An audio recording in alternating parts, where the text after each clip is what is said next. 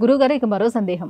శ్రీమాత శ్రీమాత్రే నమః అని లలితా సహస్రనామావళిలో జగన్మాతను ప్రస్తుతించింది. ఈ రెండు ఒకటి కాదా? రెండు ఒకటేనమ్మా, కాకపోతే రెండిటి మధ్య కొంత భేదం ఉంది. శ్రీమాత శ్రీ మహారాజ్ఞి శ్రీమత్సింహాసనేశ్వరి మనందరికీ తెలుసు, లలితా సహస్రనామంలో మనం చెప్పుకునేటువంటివి. దీనికి ఒక ఛందస్సు ఉంది, దాన్ని అనుష్టుప్ ఛందస్సు అంటారు. 16 అక్షరాలు. ఆ 16 అక్షరాల్లో శ్రీమాత శ్రీ మహారాజ్ఞి శ్రీమత్సింహాసనేశ్వరి అనేటువంటి అక్షరాలు ఒక పాదంలో వస్తాయి. ఇక్కడ అనుష్టుప్ ఛందంలో సరిపోవటానికి శ్రీమాత శ్రీ మహారాజ్ఞి శ్రీమత్సింహాసనేశ్వరి వస్తుంది. అక్కడ శ్రీమాత్రే నమః, శ్రీ మహారాజ్ఞే నమః, శ్రీమత్సింహాసనేశ్వరే నమః అని మనం పెడితే అక్కడ ఛందస్సు సరిపోదు. కాబట్టి ఛందస్సుగా గనక ఉంటే శ్లోకం చదవటానికి బాగుంటుంది.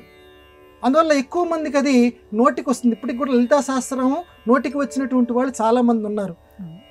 వాళ్ళు శ్రీమాత్రే నమః, శ్రీ మహారాజ్ఞే నమః ఇది చదువుతారు, కానీ ఆ రకంగా చదవాలి అంటే కొంచెం దానికంటే కష్టం. అందువల్ల సులభంగా మొత్తం ఆ 1000 నామాలు చెప్పుకుంటే ఇంకా ఎక్కువ ఫలితం ఉంటుంది. కాబట్టి ఈ ఛందస్సుకి సరిపోయేటట్లుగా శ్రీమాత అని పెట్టారు. అంతేగా రెండిటికి అర్థాలు ఒకటే. చతుర్థ్యంతం ఎందుకు పెట్టారంటే మన పురాణాల్లో మన దేవతల యొక్క నామాలని మనం పూజ చేసేటప్పుడు చిట్ట చివర చతుర్థ్యంతము అంటారు. చతుర్థి విభక్తితోటి ఆ నామాన్ని కలుపుతూ ఉంటారు. చతుర్థి విభక్తి అని అంటే కొరకున్ కై చతుర్థి విభక్తి. రామ రామో రామ హే రామ హే రామ రామ అని చెప్పి సంస్కృతంలో శబ్దాలు ఉన్నాయి. అందువల్ల రామాయ. అలాగే శ్రీమాత్రే, సంస్కృతంలో శ్రీమాత్రే అంటే శ్రీమాత కొరకు నేను నమస్కారం చేస్తున్నాను. కాబట్టి శ్రీమాత అన్న ఒకే రకమైన ఫలితం, శ్రీమాత్రే నమః అన్న ఒకే రకమైన ఫలితం. కాకపోతే అక్కడ ఛందస్సు సరిపోవటానికి మాత్రం ఆ రకంగా నిర్మాణం చేశారు.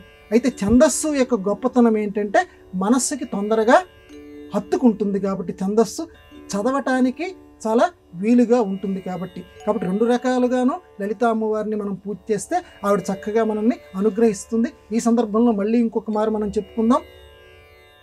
మొత్తం లలితా శాస్త్రం చదవలేనటువంటి వాళ్ళు ఆ ఒక్క పదం చదవండి, శ్రీమాత్రే నమః. శ్రీమాత్రే నమః అనండి. నేను అంత దూరం నేను పలకలేను అనంటే శ్రీమాత, శ్రీమాత అని ఒక్క పదం అనండి చాలు. అమ్మ చాలా సంతోషిస్తుందట. ఆ మొట్టమొదటి పదం ఏదైతే ఉన్నది, ఇప్పుడు చూడండి విష్ణు సహస్రనామంలో విశ్వం అనేటువంటి ఒక్క పదం మొత్తం 1000 నామాలని తనలో కలిపేసుకుంది. 1000 నామాలు మొత్తం ఫలితం. ఆ 1000 నామాలు చదవలేనటువంటి వాళ్ళు విశ్వం అనేటువంటి పదం చదివితే, ఎందుకంటే మొత్తం విశ్వం అంటే ఏంటి? ప్రపంచం. ప్రపంచంలో ఏదైతే ఉన్నదో అదంతా కూడా పరమాత్మకి అని చెప్తున్నాం విశ్వం. కాబట్టి ఈ 1000 నామాలు ఏదైతే ఉన్నాయో వాటి అర్థాలన్నింటిలో కూడా ఆ విశ్వం అనే పదంలో చేరిపోతాయి. అలాగే శ్రీమాత అనేటువంటి దాంట్లో ఆ మిగతా 999 నామాలు ఏవైతే ఉన్నాయో ఈ నామాలన్నింటినీ కూడా తనలో దాచుకుందట. శ్రీమాత అనేటువంటి పదం అంత గొప్ప పదం, శ్రీమాత అనేటువంటి నామం. అందువల్ల ఆ ఒక్క నామం ఉన్న చదివితే మీకు ఏవైతే దుర్గతులు ఏవైతే ఉన్నాయో వాటన్నింటినీ కూడా ఆ అమ్మవారు తొలగించేస్తుంది. అందువల్ల శ్రీమాత అలాగే శ్రీమాత్రే నమః ఈ రెండు ఒకటే, కాకపోతే ఛందస్సు కోసం అని చెప్పి శ్రీమాత అన్నారు.